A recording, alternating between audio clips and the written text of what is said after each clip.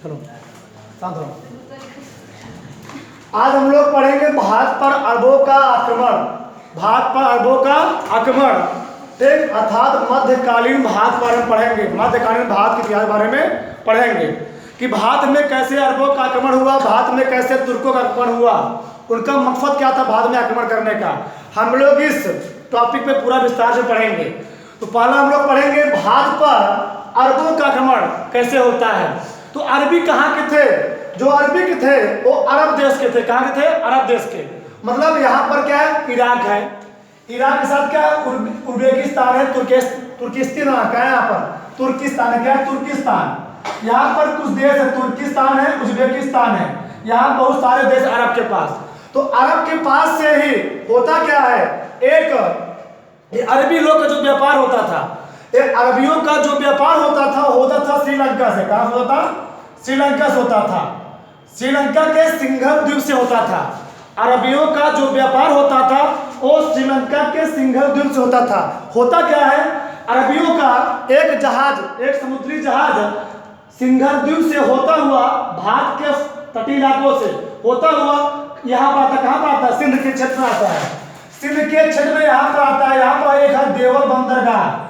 क्या है? देवल बंदरगाह। जब यहाँ पर अरबियों का एक जहाज उस जहाज में क्या थे? बहुत सारे सामान लगे हुए थे अरबियों का, और उसमें कुछ दास लोग बैठे थे, कुछ सैनिक लोग बैठे थे। होता क्या है, जब यहाँ जहाज पहुंचता है, उस जहाज को कुछ समुद्री लुटेरों द्वारा क्या होता है? लूट लिया जाता है। जब जहाज देवल बंदरगाह पर पहुंचता है तो कुछ समुद्री लुटेरों द्वारा क्या किया जाता है? जहाज को लूट लिया जाता है।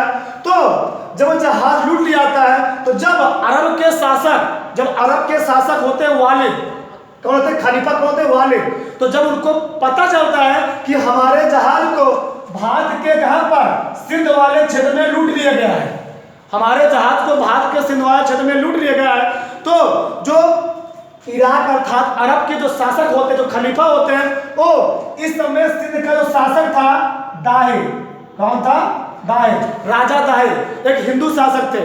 उस समय सिंध क्षेत्र के जो राजा थे, राजा दाहिर, तो अरब के खलीफा राजा दाहिर पर प्रेशर बनाने लगे कि आपके क्षेत्र में ही मेरा जहाज क्या किया गया है? लूटा गया है। आपको क्या देना पड़ेगा? हर्जाना चुकाना पड़ेगा। इसके लिए आपको इसके लिए कीमत चुकानी पड़ेगी, अर्थात इसके लिए कुछ हमको पैसा देना पड़ेगा। तो राजा दाहिर कहते हैं ये हमारे क्षेत्र में नहीं है, एक देवल बंदरगाह हमारे क्षेत्र में नहीं है, हम एक भी जुर्माना दूंगा नहीं। तो इससे क्या होता है, तो यहाँ पर क्या होता है, तो भारत ने क्या किया, तो भारत पर अरबों ने आक्रमण करना प्रारंभ कर देते हैं। तो होता क्या है, भारत पूछा गया है कि भारत पर अरबों ने 632 ईस्वी में भारत पर अरबों ने हजरत मोहम्मद साहब की मृत्यु के बाद, हजरत मोहम्मद साहब जैसे मृत्यु होती है तो 632 ईस्वी में अरबियों ने क्या किया? भारत पर आक्रमण करना प्रारंभ कर दिया था। फिर होता क्या है, भारत पर अरबों ने जल व स्थल दोनों मार्गों से आक्रमण किया था। फिर पूछा जाता है कि भारत पर जो अरबियों ने आक्रमण किया था वह जल एवं स्थल दोनों मार्गों से ही भारत पर आक्रमण किए थे, अर्थात जल और स्थल दोनों मार्गों से वो लोग भारत में एंटर किए थे। कौन? अरबी लोग। फिर होता क्या है, जब यहाँ पर राजा दाहिर मना कर देते हैं तो होता क्या है, इराक के खलीफा कौन थे? वालिद। कौन थे? वालिद ने अपने गवर्नर अल हज्जाज, इराक जब राजा दाहिर जुर्माना देने से मना कर देते हैं तो इराक के जो गवर्नर थे कौन थे? खलीफा। इराक के जो खलीफा वालिद थे उन्होंने अपने गवर्नर अल हज्जाज से कहा कि सिंध के राजा दाहिर से जुर्माने की मांग करो। सिंध के राजा दाहिर से जुर्माने की मांग करो। तो सिंध के राजा दाहिर जुर्माना दे करते हैं, मना कर देते हैं, जुर्माना देने से मना कर देते हैं। जब ये बात अल हज्जाज के भतीजे व दामाद मोहम्मद बिन कासिम को पता चलती है, जब ये बात अल हज्जाज के भतीजे व दामाद मोहम्मद बिन कासिम को पता चलता है तो वह भारत पर आक्रमण कर देता है। कौन? मोहम्मद बिन कासिम। मोहम्मद बिन कासिम कौन था? अल हज्जाज का भतीजा और दामाद था। उसको गुस्सा होता है, वह भारत पर तुरंत ही आक्रमण कर देता है। तो कब आक्रमण किया था? वही लिखा गया है, इससे क्रोधित होकर इससे क्रोधित होकर के 712 में अल हज्जाज के भतीजे एवं दामाद मोहम्मद बिन कासिम ने 17 वर्ष की अवस्था में सिंध प्रांत पर आक्रमण कर दिया। सिंध प्रांत पर क्या किया? आक्रमण कर देता है। तो होता क्या, इससे पहले भी जो मोहम्मद बिन कासिम था वह कई प्रांतों को जीत चुका था। जैसे उसने पहले क्या किया था? देवर बंदरगाह पर आक्रमण किया था। किसने किया था? मोहम्मद बिन कासिम। और देवर बंदरगाह पर आक्रमण कब किया था? 711 में। पूछा जाता है कि मोहम्मद बिन कासिम अपना पहला आक्रमण कहाँ किया था? देवर के बंदरगाह पर, और उसने जीत भी लिया था मोहम्मद बिन कासिम। और जब देवर बंदरगाह पर आक्रमण करता है मोहम्मद बिन कासिम, तो वहां पर जिन व्यक्तियों की आयु 17 वर्ष होती है, जिन व्यक्तियों की आयु 17 वर्ष होती है, सबको चुन चुन करके हत्या करवा देता। कौन? मोहम्मद बिन कासिम। फिर क्या होता है? वो आगे बढ़ता है। देवर बंदरगाह से आगे एक क्षेत्र होता है नीरून। क्या होता है? नीरून। फिर वहां पर जब आक्रमण करता है तो वहां पर क्या होता है? बौद्धों का समुदाय होता है। बौद्धों का समुदाय होता है। तो बौद्ध लोग तुरंत ही अपने आप को आत्मसमर्पण कर देते हैं, अर्थात उसके अधीन आते हैं। किसके अधीन? मोहम्मद बिन कासिम के अधीन आते हैं। फिर नीरून को जितने के बाद वह पड़ता है कहाँ पर? सेवान क्षेत्र पर। कहाँ पड़ता है? सेवान क्षेत्र पर बढ़ता है। वहां पर क्या होता है? जाटों पर आक्रमण करता है। कौन? मोहम्मद बिन कासिम जाटों पर ऐसा आक्रमण करता है कि जाटों को वहां पर बुरी तरह से परास्त कर देता है। कौन? मोहम्मद बिन कासिम। फिर मोहम्मद बिन कासिम जो था वह मुल्तान पर आक्रमण करता है। मुल्तान यहाँ पर है, से छटा हुआ क्या सटा हुआ इलाका है। मुल्तान मतलब अफगानिस्तान से फटा हुआ इलाका है, शहर है। फिर वहां पर आक्रमण करता है, उसको भी जीत लेता है। फिर क्या होता है? वो आक्रमण करता है सिंध प्रांत में। कहां पर? राजा दाहिर के प्रांत में। तो जो मोहम्मद बिन कासिम था वह 712 में क्या सिंध प्रांत पर आक्रमण करता है। और इस आक्रमण होता क्या है? जो राजा दाहिर थे इनके साम्राज्य से सटा हुआ एक साम्राज्य था, उसमें एक शासक था मौका। कौन था? मौका। वो राजा दाहिर के खिलाफ हो जाता है, और राजा दाहिर खिलाफ होता है, अर्थात मोहम्मद बिन कासिम के साथ हो जाता है। और जैसे ही मोहम्मद बिन कासिम साथ होता है तो होता क्या है? मोहम्मद बिन कासिम और राजा दाहिर के साथ राबौर का युद्ध होता है। उसी हम लोग कहते हैं राबर का युद्ध, इसे कहते हैं राबर का युद्ध, इसे कहते हैं राबौर। कह के लिखा गया राबौर का युद्ध। तो राजा दाहिर और मोहम्मद बिन कासिम के बीच राबौर का एक भयानक युद्ध होता है। कब होता है? 712 में। उस युद्ध में होता क्या है? राजा दाहिर क्या होती है? राजा दाहिर की हत्या कर दी जाती है। कौन कर देता है? कौन? मोहम्मद बिन कासिम। और ये दो देशद्रोही कौन था? मौका। कौन था? मौका। जिस प्रकार से हम लोग जानते हैं कि पृथ्वीराज चौहान की हत्या करना किसका हाथ था? राजा जयचंद जी का। उसी प्रकार देशद्रोही थे, उसी प्रकार से यहाँ पर देशद्रोही कौन है? मौका मोहम्मद बिन कासिम साथ होता है। और मोहम्मद बिन जब कासिम साथ होता है तो राजा दाहिर क्या होती है? हत्या हो जाती है। पूछा गया है कि मोहम्मद बिन कासिम ने राजा दाहिर की हत्या किस समय की थी? 712 में। किस युद्ध में हराया था? मोहम्मद बिन कासिम ने राजा दाहिर को, सिंध के राजा दाहिर को किस युद्ध में हराया था? राबर या राबौर के युद्ध में। ठीक, अब आगे हम लोग पढ़ते हैं। तो आगे अरबियों का भारत में आक्रमण करने का मेन लक्ष्य क्या था? मेन टारगेट क्या था? अरबियों का भारत में आक्रमण करने का मेन उद्देश्य था कि भारत में जितनी भी संपत्तियां हैं सबको लूट लेना। भारत में जितने भी धन दौलत है, मंदिर है, सबको लूट लेना। और लूटने के साथ साथ अपने इस्लाम धर्म का पूरे भारत में प्रचार करना।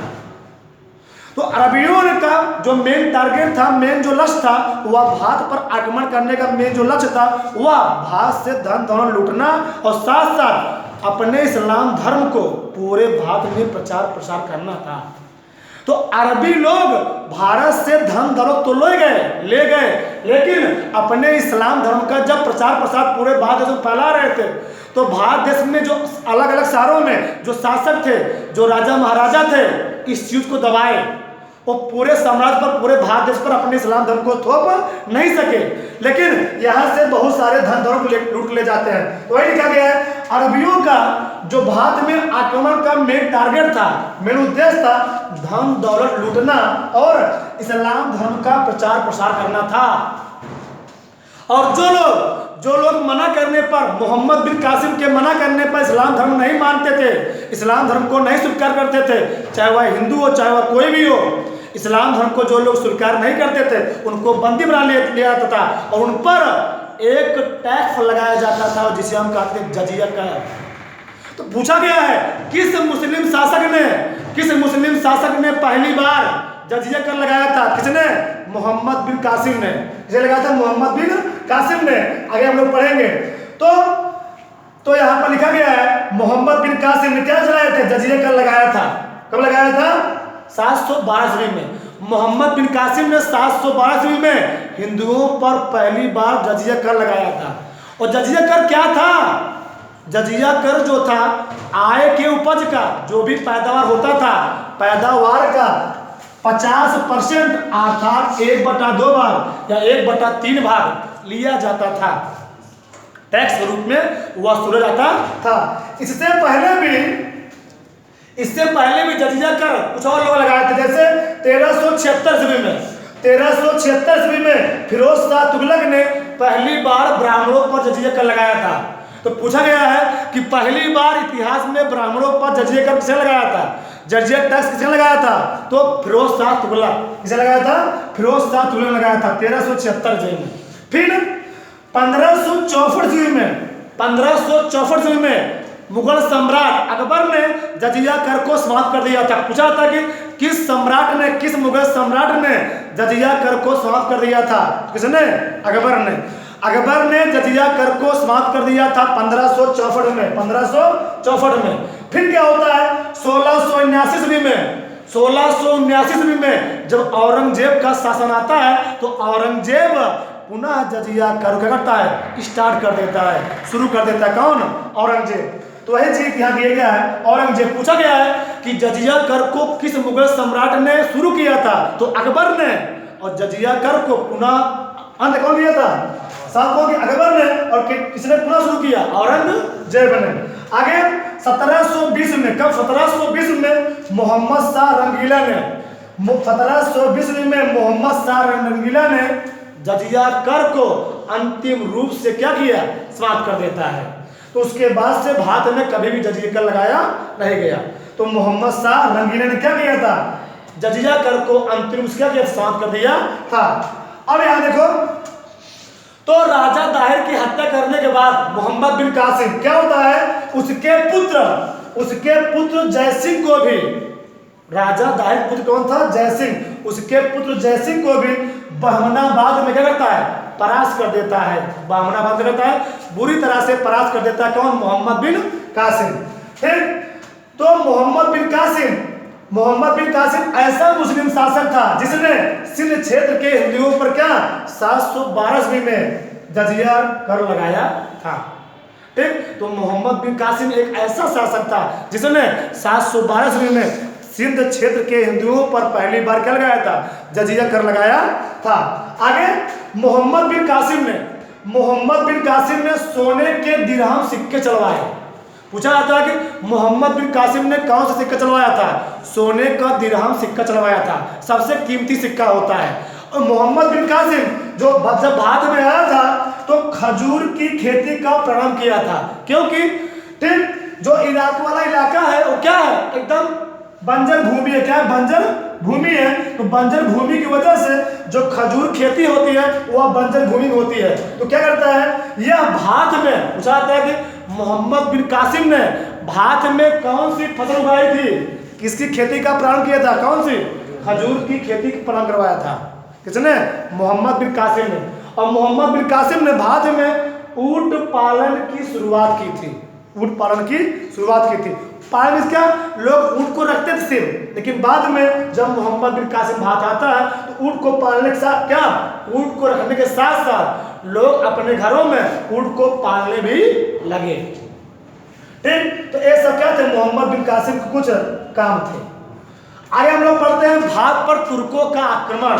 सबसे मेन और इंपॉर्टेंट आक्रमण भारत पर तुर्कों का आक्रमण।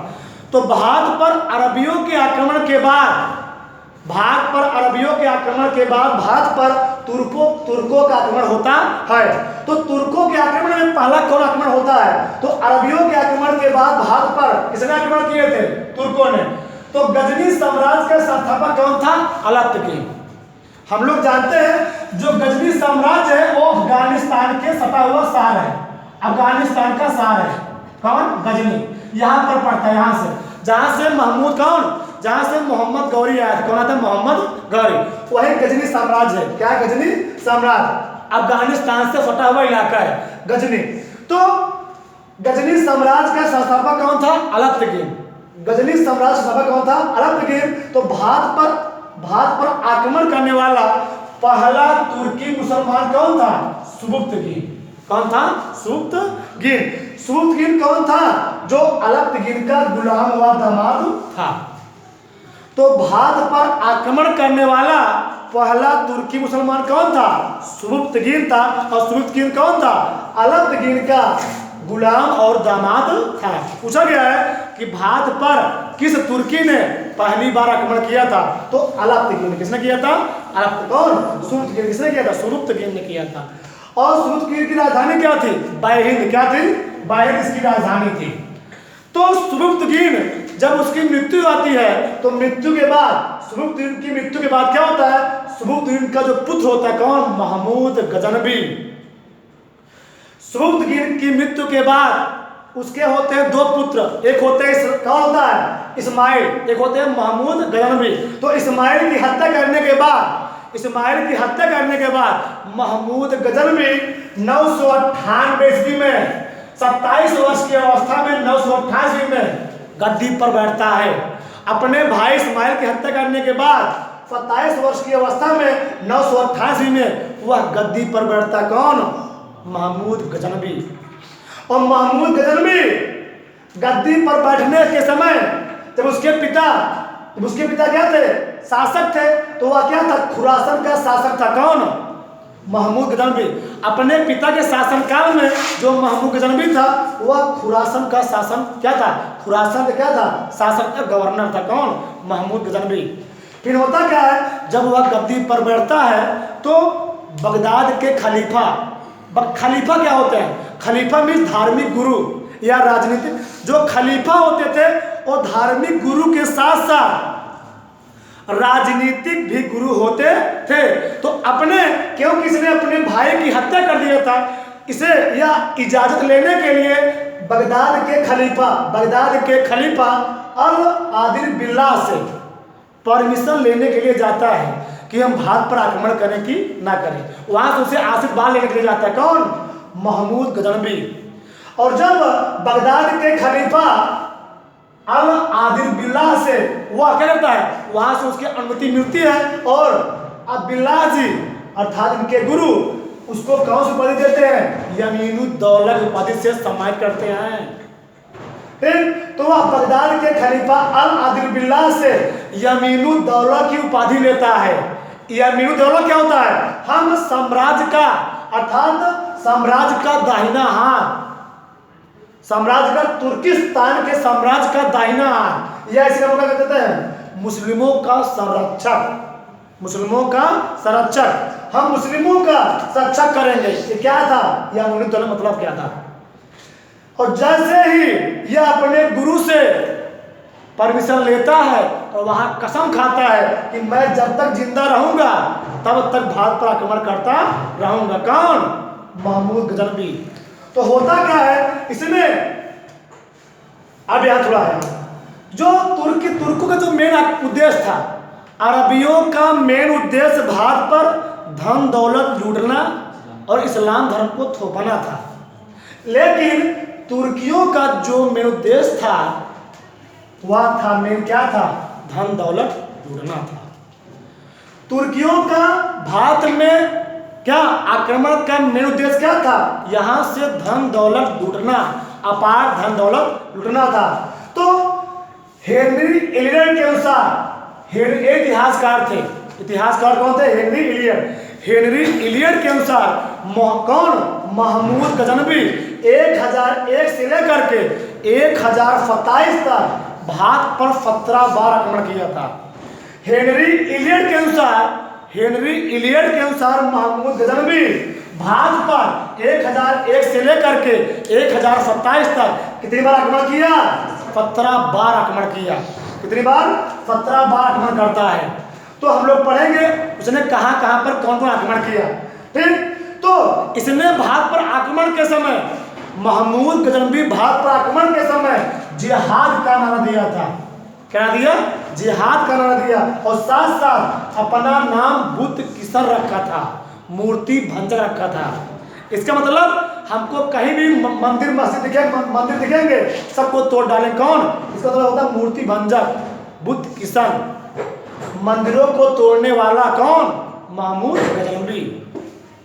अब समझते हैं कि महमूद गजनवी ने कौन कौन सा आक्रमण कब कब किया। उसने किए थे भात पर 17 आक्रमण। हम लोग कुछ मेन आक्रमण पढ़ेंगे। पहला आक्रमण, जब महमूद गजनवी तुर्किस्तान से आता है तो होता है वह पहली बार जो आक्रमण करता है वह भात के समीपवर्ती इलाकों पर आक्रमण करता है। कौन? महमूद गजनवी। तो भात का उसमें समीपवर्ती इलाका कौन था? पंजाब का क्षेत्र था। क्या था? पंजाब का क्षेत्र, लाहौर का क्षेत्र था। तो वहां पर आक्रमण करता है, अर्थात खैबर दर्रे के पास से आता है। पूछा गया है कि महमूद गजनवी किस दर्रे से भात होकर आया था? तो खैबर दर्रे से। महमूद गजनवी किस दर्रे से होकर भात में प्रवेश किया था? तो खैबर दर्रे से। ये कहाँ है? जम्मू कश्मीर में। कहाँ पर है? जम्मू कश्मीर में खैबर दर्रा है। तो महमूद गजनवी खैबर दर्रे से ही भात में प्रवेश किया था। तो इसने 1000 ईस्वी में सीमावर्ती इलाकों पर आक्रमण किया। तो सीमावर्ती इलाकों पर जो पंजाब का इलाका था वहां पर राजा जयपाल का क्या था? शासनकाल चल रहा था। तो जब वहां पर आक्रमण करता है तो राजा जयपाल बुरी तरह से परास्त होते हैं। कब? 1000 में। फिर वह करता है, फिर 1001 में पुनः वह राजा जयपाल पर आक्रमण कर देता। कौन? महमूद गजनवी। पुनः वह राजा जयपाल पर 1001 ईस्वी में पुनः आक्रमण करता है और राजा जयपाल महमूद गजनवी से बुरी तरह परास्त होते हैं। और बुरी तरह परास्त होने के बाद राजा जयपाल उस ठेस को, उस दुखी को समझ नहीं पाए, उस ठेस भावना को समझ नहीं पाते हैं। वो क्या कर लेते हैं? अपनी आत्महत्या कर लेते हैं, आत्मदाह कर लेते हैं। कौन? राजा जयपाल। तो राजा जयपाल क्या कर लिए? आत्मदाह, मर गए। उनको मरना नहीं चाहिए था। उनको वहां पर क्या कुछ सैनिक अपने पास रख करके कुछ योजना बनाना चाहिए। किसको? राजा जयपाल को। ठीक, आगे हम लोग पढ़ेंगे 1008 में। तो महमूद गजनवी जो था 1008 में नगर कोट पर आक्रमण किया। एक कश्मीर वाला इलाका था। क्या था? कश्मीर वाला इलाका भी था। तो यहाँ पर आक्रमण करता है तो वहां पर आनंद पाल को पराजित किया। ये आनंद पाल कौन था? राजा जयपाल का बेटवा कौन था? आनंद पाल। तो राजा जयपाल को पराजित ही किया, साथ साथ उनके बेटे आनंद पाल को भी क्या किया? नगर कोट पर जब आक्रमण करता है तो आनंद पाल को भी पराजित कर देता है। कौन? महमूद गजनवी। ऐसे ऐसे सबको पराजित कर रहा था। इसके कारण उसके अंदर क्या रहते? उत्साह और आ रहे थे, साहस और आ रहे थे। फिर होता क्या है? 1015 ईस्वी में वह कश्मीर पर आक्रमण करता है और वहां पर त्रिलोचन पाल को पराजित करता है। ये त्रिलोचन पाल कौन था? आनंद पाल का बेटवा, आनंद पाल का बेटा। कौन? त्रिलोचन पाल। तो इसको भी कश्मीर पर क्या करता है? पराजित करता है। कौन? महमूद गजनवी। फिर 1018 ईस्वी में वह कन्नौज या मथुरा वाले क्षेत्र पर आक्रमण करता। कौन? महमूद गजनवी। 1018 ईस्वी में वह कन्नौज या मथुरा वाले क्षेत्र पर आक्रमण करता है और वहां के राजा कौन थे? मूलचंद। कौन थे? मूलचंद। और मूलचंद को भी वह बुरी तरह से परास्त करता है। तो मूलचंद भी अपना आत्मदाह कर लेते हैं। कौन? ये भी मर गए, आत्महत्या कर लिया अपने आप। कौन? मूलचंद। ये भी चले गए। ठीक, अब जब महमूद गजनवी मथुरा पर आक्रमण करता है, हम लोग जानते हैं मथुरा क्या है? मथुरा मंदिरों के प्रकार क्या है? शहर है। तो वहां पर बहुत सारी मंदिरों तोड़ता है, ध्वस्त करता। कौन? महमूद गजनवी। तो जब वहाँ पर मंदिर ध्वस्त करता है तो वहाँ पर कुछ लोग उसका नाम क्या रख देते हैं, बुद्ध किशन मूर्ति भंजक उसका नाम पड़ जाता है, किसका, महमूद गजनवी का। तो मूर्ति तोड़ने के कारण ही महमूद गजनवी नाम क्या पड़ा था, बुद्ध किशन या मूर्ति भंजक। आगे महमूद गजनवी का सबसे मेन और सबसे इंपॉर्टेंट आक्रमण क्या था, 1025 का 16वां आक्रमण। महमूद गजनवी ने 1025 में 16वां आक्रमण जो हुआ था सोमनाथ मंदिर पर हुआ था। ये कहाँ है, ये है गुजरात पर। कहाँ है, गुजरात में। यहाँ गुजरात से यहाँ पर क्या है, सोमनाथ मंदिर है। यहाँ पर ऐसे आता है, ऐसे आता है, यहाँ पर आक्रमण करता कौन, महमूद गजनवी। होता क्या है, जब महमूद गजनवी गुजरात में आता है, कौन था, महमूद गजनवी, तो गुजरात में एक शासक का शासन काल चला। कौन थे, भीमदेव प्रथम। कौन थे, भीमदेव प्रथम थे, लिखा गया भीमदेव प्रथम। तो गुजरात में जब महमूद गजनवी आता है उस समय भीमदेव प्रथम का शासन काल चल रहा था। तो भीमदेव प्रथम, जिस प्रकार से हम लोग जानते हैं अपने देश में कोई राष्ट्राध्यक्ष आता है तो जो प्रधानमंत्री होते हैं उसको ताजमहल या लाल किला दिखाने के लिए ले जाते हैं, उसी प्रकार से भीमदेव प्रथम ने भी बहुत बड़ी गलती कर दी। भीमदेव प्रथम ने भी बहुत बड़ी गलती कर दी।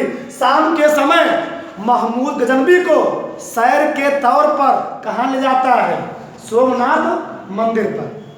सैर के तौर पर महमूद गजनवी को सोमनाथ के मंदिर पर ले जाता है। और जब महमूद गजनवी उस मंदिर पर जाता है तो मंदिर को देखकर क्या होता है, दंग रह जाता है। कौन, महमूद गजनवी। क्यों, जो पूरा मंदिर था, मंदिर क्या था, लगभग क्या, सोने का बना हुआ था। अंदर पूरा क्या था, सोना ही सोना था। ठीक, सोमनाथ मंदिर। तो दंग रह जाता है। तो वहाँ कुछ बोलता नहीं है, आराम से उनके साथ आता है, रात भर रहता है। फिर अगले दिन क्या होता है, अपने देश लौट जाता है।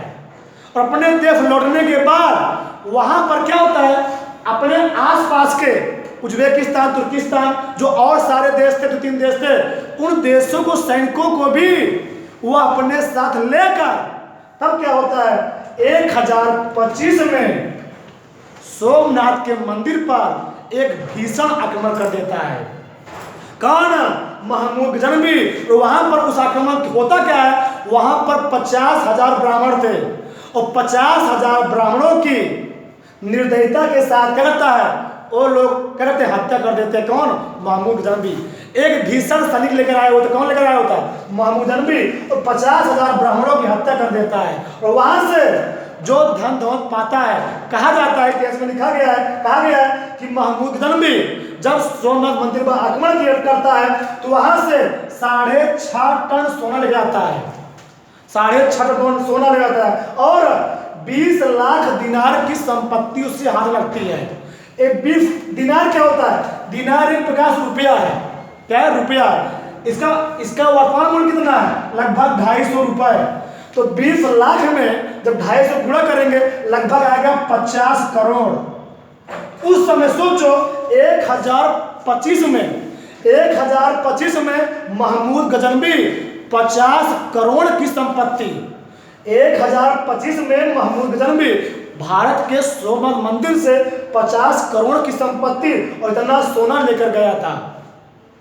तो क्या होता है, इससे जब सोना लेकर जाता है, जब लेकर जा रहा होता है, कहाँ से, यहाँ गुजरात क्षेत्र से सोना लेकर जा रहा होता है, किस पर, घोड़ों, ऊँटों और हाथियों पर। तो होता क्या है, यहाँ पर जैसे जाता है, यहाँ पर होता है हरियाणा। क्या है, हरियाणा। तो हरियाणा में होते हैं जाट। कौन होते हैं, जाट। तो जब यहाँ से सोना लेकर जाट गुजरात से होकर जा रहा था तो हरियाणा के जंगल, वहाँ बहुत बड़ा भीषण जंगल है, तो उसके जंगलों से गुजर रहा था। तो जंगल में कौन थे, जाट आते थे। तो जाटों ने क्या किया, इस पर आक्रमण कर, किस पर आक्रमण कर दिया, महमूद गजनवी पर। तो महमूद गजनवी उस समय कुछ नहीं बोलता है, क्योंकि उसके पास क्या थे, धन दौलत थे, रुपए पैसे थे। अगर तुम्हारे पास क्या रहेंगे, 1 लाख रुपए तुम लिए रहोगे और कोई तुमको चार पांचा मारे, तुम कुछ बोलोगे, कुछ नहीं बोलोगे। तो उस समय कुछ बोलता नहीं। कौन नहीं बोलता है, महमूद गजनवी उस समय कुछ बोलता नहीं है। फिर क्या होता है, वो आराम से अपने देश चला जाता है। कौन, महमूद गजनवी। और फिर क्या होता है, फिर रुपया धन दौलत को अपने देश में रखकर फिर लौटता है। और जब लौटता है तो जो जाट, हरियाणा की जो जाट इस पर आक्रमण किए थे, इससे कुछ जो धन दौलत लूटे थे, वो क्या करता है, 3 दिन का उस जंगल में 3 दिन का उस जंगल में अभियान चलाता है। 3 दिन का करता है, उस जंगल में अभियान चलाता है। उस अभियान के दौरान जो भी जाट कहीं भी छुपे हुए थे, सबको चुन चुन कर क्या किया, हत्या किया। कौन? महमूद गजनवी। तो महमूद गजनवी का अंतिम आक्रमण कब था? 1027 ईस्वी में जाटों के विरुद्ध। तो पूछा जाता है कि महमूद गजनवी का भारत पर अंतिम आक्रमण कब था? 1027 ईस्वी में जाटों के विरुद्ध था। आगे फिर क्या होता है, कहा जाता है कि जो महमूद गजनवी था, इतना सारा धन दौलत लूट कर जब अपने देश ले आता है, तो रात दिन उसी धन दौलत को देखता था। वो क्या पगला गया। फिर 3 साल बाद क्या होता है, 1030 में उसकी क्या होती है, मृत्यु आती है। कब? 30 अप्रैल 1030 को उसकी मृत्यु आती है। पगला जाता कौन? महमूद गजनवी। फिर तो ऐसे थे शासक। आइए हम लोग पढ़ेंगे महमूद गजनवी के दरबारी कवि, ये इतिहासकार। तो महमूद गजनवी के दरबार में 3 प्रसिद्ध इतिहासकार या दरबारी कवि रहते थे। पहला नाम क्या? उत्तबी। क्या नाम है? उत्तबी। तो जो उत्तबी थे, उसने तारीख ए यामिनी और किताब उल यामिनी नामक ग्रंथ की रचना की है। किसने? उत्तबी ने।